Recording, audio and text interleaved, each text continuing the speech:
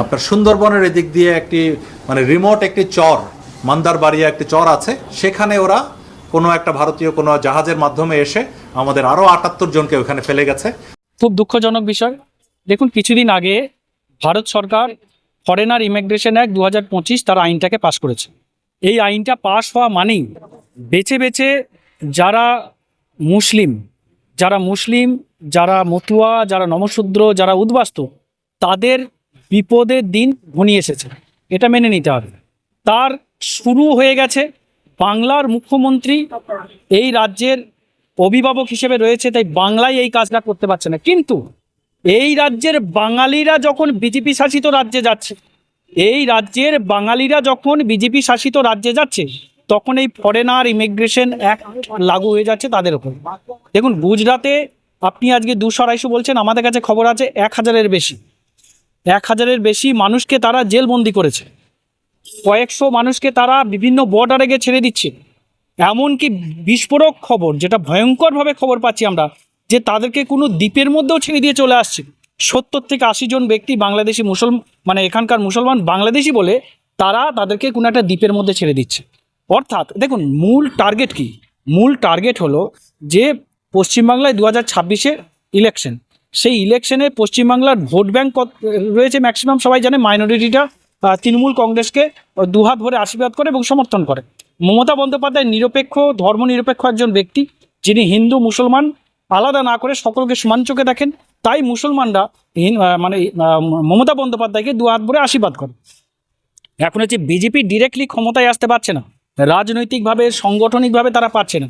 বিভিন্নভাবে ২০২১-এ, ২০২৪-এ অনেক কলাকৌশল করেছে। ইডি, সিবিআই, ইনকাম ট্যাক্স, বিভিন্ন রকম দিকে, বিএসএফ, সিআইএসএফ, অনেক রকম দিয়ে তো চেষ্টা করেছে, পারছে না। এবার লাস্ট অস্ত্র এরা প্রয়োগ করেছে। কি প্রয়োগ করেছে? যে ভোট ব্যাংকটাকে যদি কাটা যায়। কি ভোট ব্যাংক? মুসলমানদের যে ভোট ব্যাংক রয়েছে পশ্চিমবঙ্গ সরকারের, সেখানে যদি ধরুন এই সমস্ত বজ্জাতি করে, হুজ্জুতি করে, বাংলায় যারা বাইরে যারা চলে যাচ্ছে তাদেরকে যদি জেলে ভরে বাংলাদেশি তকমা দিয়ে অন্তত 5-6% যদি কাটা যায়, তাহলে বিজেপির কাছে এটা কিন্তু বিরাট ফায়দার ব্যাপার। কারণ ২০২১-এ তারা যে ভোট পার্সেন্টেজ পেয়েছিল, যদি 5-6% মুসলমান ভোট কাটতে পারে, তাহলে কিন্তু অনেকটা তাদের ক্ষমতায় আসতে সুবিধা হবে।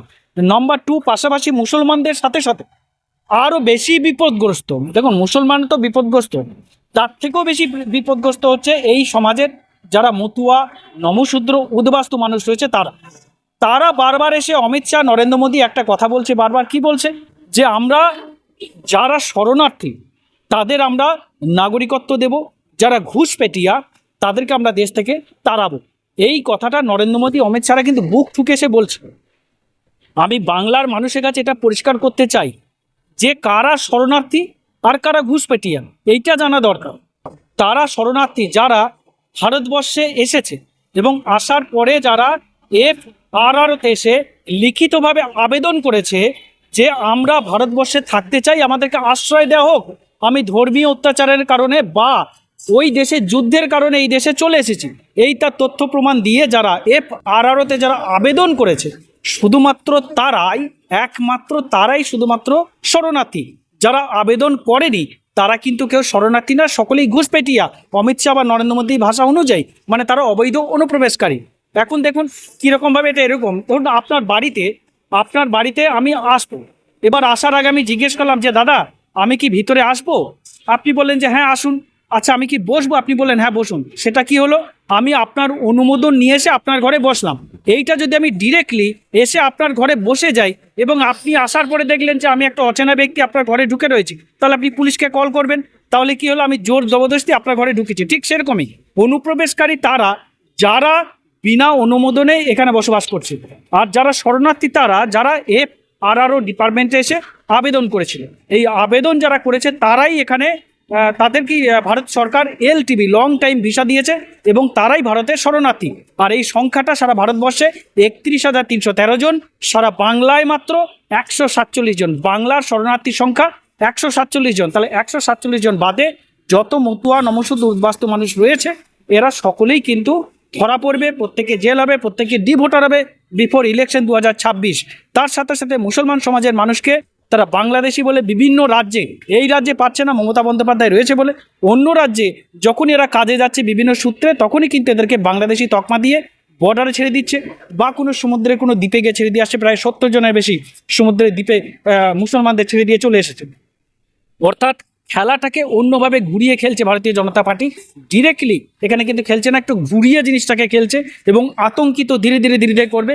বাংলাতেও এই প্রভাব পড়বে। গতকালকেই একটা প্রেস কনফারেন্সে আমি কুণাল দাকে একজন সাংবাদিক প্রশ্ন করছে, আমি শুনেছি যে এখানে বর্ডার অধ্যুষিত এলাকাগুলোর মধ্যে এনআরসি চালু করবে বিজেপি, কেন্দ্র সরকার। অতএব কেন্দ্র সরকার কিন্তু তারা পরিকল্পনা করে নিয়েছে, খুব শীঘ্রই এনআরসি লাগবে বিপদ 26-এ ইলেকশন। অর্থাৎ আমার যে কথা প্রথম আমি একমাত্র এই কথাটা বলেছিলাম যে ইলেকশনের আগে 3.5 কোটি ভোটার তারা ভোটার অধিকার থেকে বঞ্চিত হবে এবং সেই প্রসেস চালু হয়ে গেল।